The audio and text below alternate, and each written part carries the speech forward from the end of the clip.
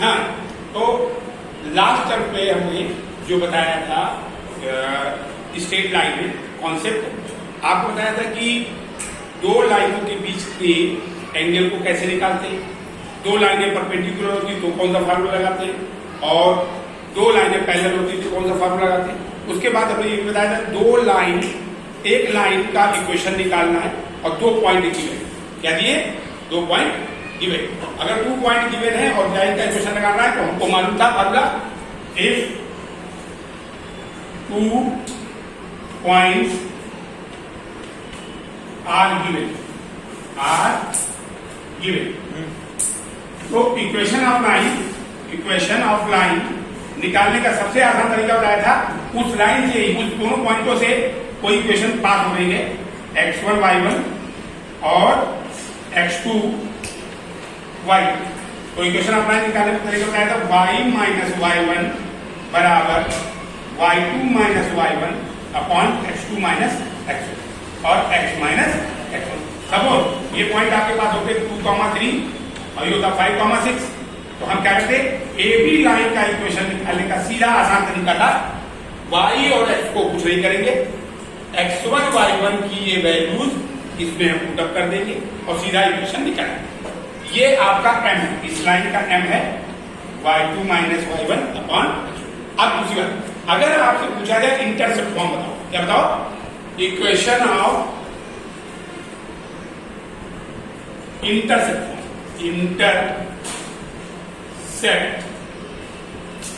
Form.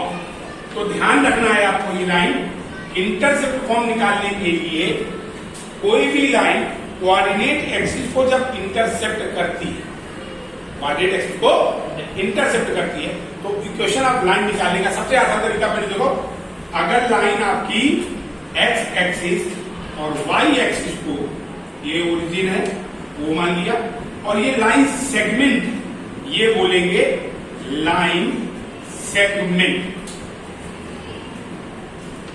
तो line segment बोला जाएगा ए बी, ये लाइन का सेगमेंट बने और कोऑर्डिनेट एक्सिस को इंटरसेप्ट कर रहे। अगर सपोज है ये इंटरसेप्ट कर रही हो ओ ए पर ए डिस्टेंस तक एक्स एक्सिस, तो पक्का देखो एक्स एक्सिस में अगर ओ से ए तक आए, स्मॉल ए, तो 100% इसका कोऑर्डिनेट आएगा a, 0। और इसमें हमने बताया था b अगर हम इंटरसेप्ट करते हैं, ये b इंटरसेप्ट करते हैं, तो ये आएगा कोऑर्डिनेट 0, b, क्योंकि y एक्सिस पे x 0 होगा, y की वैल्यू डालेंगे, और x एक्सिस पे y 0 होगा और 1। अब आपको मालूम है इस लाइन का इक्वेशन निकालना, और यही मैंने पूछा इक्वेशन ऑफ इंटरसेप्ट का। तो सीधी सी बात ये है बच्चों कि आपको 2 पॉइंट मालूम, मैंने अभी आपको ये इक्वेशन इसीलिए पहले बता दिया, 2 पॉइंट से पास होने वाली लाइन का इक्वेशन कैसे निकालते हैं। अब यहाँ देखो आपके पास 2 पॉइंट आ गए, एक पॉइंट है a, 0, ये हो गया x1 y1, और दूसरा पॉइंट है 0, b, ये हो गया x2 y। बस अब आपको इसी इक्वेशन में वैल्यू पुट अप करनी है, ये दोनों वैल्यू डाल, y माइनस y1, y1 हो गया 0, y2 b, y1 0, x2 0, x1 a और x माइनस x1 a। अब आप इसको सिंप्लीफाई करो जरा, यहां पे बचेगा y is equal to b upon minus a और x माइनस a। अब आप क्या करो, इसको इधर शिफ्ट कर दो, क्रॉस मल्टीप्लाई करके इधर, तो आपके पास इक्वेशन क्या आएगी, इसी इक्वेशन को लिख रहे हैं, y बराबर माइनस b अपॉन a और x माइनस a। इधर आ गया, a y बराबर माइनस बी एक्स और minus minus plus A B. अब आप पूरे को बी एक्स को भी धर जाओ, एक्स और वाई के एक तरफ कर दो बेटा, बराबर एक।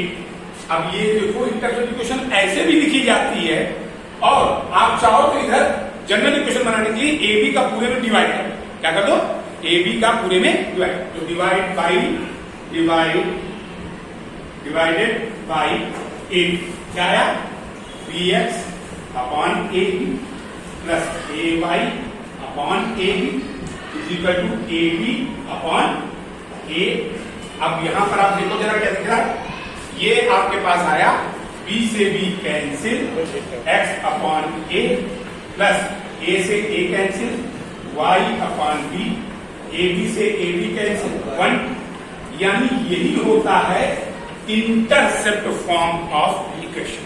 क्लियर है, ये जनरल है। लेकिन ये आपको पता कैसे करना, अगर आपसे कह दिया जाए कोई भी लाइन इंटरसेप्ट, अब जैसे एक एग्जांपल दे रहे हैं, जैसे एक एग्जांपल दिया, कोई equation line segment A B के बीच में कोई एक लाइन सेगमेंट इंटरसेप्ट कर रहा है एक्स एक्सिस वाई एक्सिस को, और बोला ये बाइसेक्टेड हो रहा है, ये पॉइंट मान लो एम पॉइंट इस लाइन सेगमेंट को 3,-2 पे बाइसेक्ट कर रहा है।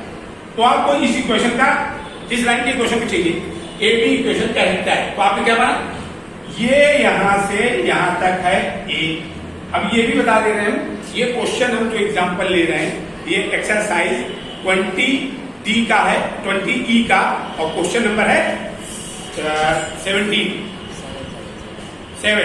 क्वेश्चन नंबर 7 क्वेश्चन है, और ये एक्सरसाइज है 20E RS अग्रवाल। तो आप देखो उस क्वेश्चन में आप देखना, कोई लाइन का क्वेश्चन पूछा जा रहा है और लाइन सेगमेंट को कोई बाइसेक्ट कर रहा है पॉइंट M जो 3,-2 के।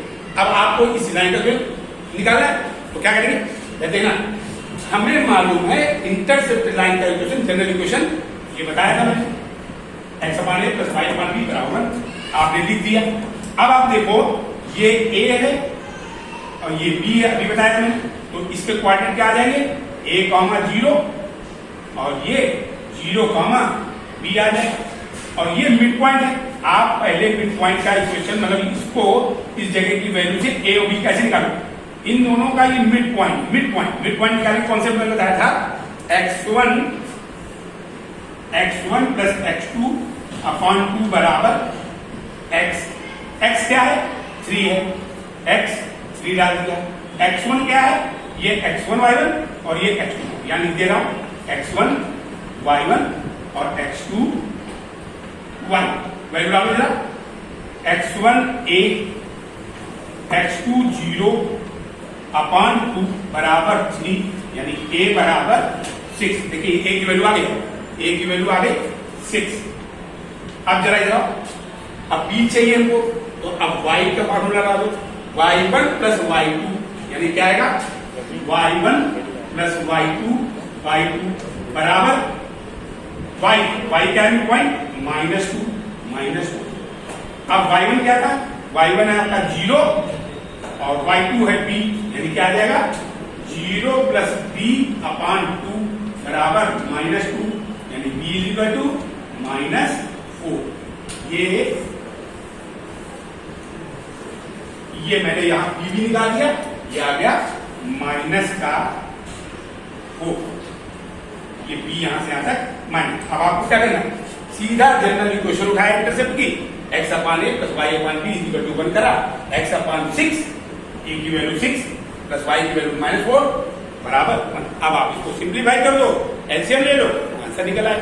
यानी ये इंटरसेप्ट फॉर्म का कॉन्सेप्ट है, और अगर जिसको ये बात समझ में आ गई तो इंटरसेप्ट फॉर्म तुरंत आसानी से निकल आता है। अब एक चीज और देखो, यही पर एक बात छोटे से एक मेथड को और देख लो, जैसे मैंने बोला कि कोई इक्वेशन दी गई, जैसे ये दिए -4x plus 6y is equal to 5 दिया।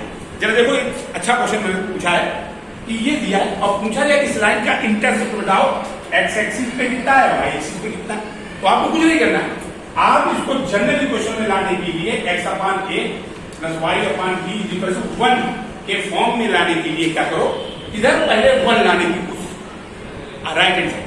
तो 5 को 5 से डिवाइड पूरे मार दो, क्या आ जाएगा, डिवाइडेड बाई 5, पूरे इक्वेशन को डिवाइड कर रहे हैं 5, क्या आया, -4 upon 5 x plus 6y upon 5 बराबर 5 अपॉन 5 से 5 कैंसिल बना के। अब आपके पास क्या है, -4/5x प्लस 6। अब आप देखो यार यहाँ पे तो कोफिशिएंट x का 1 है और यहाँ कोफिशिएंट x का y का 1 है।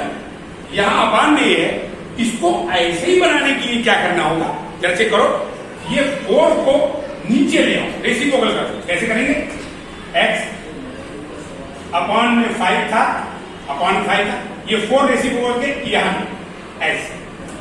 अब आप देखो वापस चाहो तो ये ऊपर आ जाएगा, वापस चाहोगे तो ये ऊपर आ जाएगा। और यहां पे आओ, इसके 6 को भी नीचे ले आओ, 5/6 ये आ गया बराबर 1। अब आप कंपेयर करो, a की वैल्यू y है -5/, और b की वैल्यू क्या है 5/। यही इंटरसेप्ट होंगे x एक्सिस के y एक्सिस, यानी ये वाला पार्ट आपका हो जाएगा a और ये पार्ट हो जाएगा b। इस बिहाफ पे आप आगे क्वेश्चन में कोई भी वैल्यू दियो आप मैनिपुलेट कर सकते हैं, आसानी से आंसर निकला। ये इंटरसेप्ट फॉर्म में कैसे ला करके इंटरसेप्ट निकाला जाता है उसको समझो, ये जनरल तरीके हैं निकालने। क्लियर है बच्चों? अगर नहीं समझ में आया तो दोबारा फिर बता दें, ठीक है।